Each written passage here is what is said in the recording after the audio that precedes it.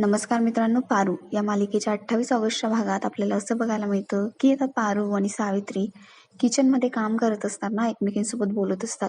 पारू घडलेला सगळा प्रकार सावित्रीला सांगत असते आणि म्हणत असते की प्रिया मॅडम आणि प्रीतम सर एकमेकांच्या प्रेमात पडले आहे आणि ते एकमेकांसाठी खूप योग्य आहे. नाहीतरी दिशा मॅडम प्रीतम सरांसाठी योग्य नाहीच आहे.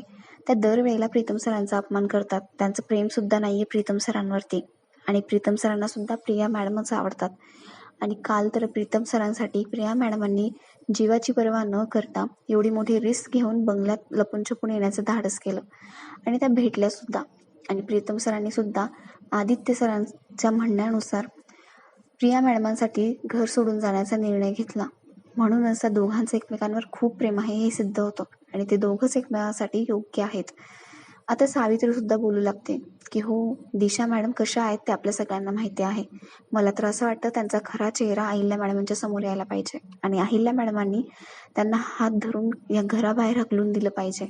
तेवढ्यात तिथे दिशा येते आणि दिशाला माहिती आहे की सावित्री आपल्याविषयीच बोलत असणार आणि ती येऊन सावित्रीच्या कानाखाली मारायला लागते.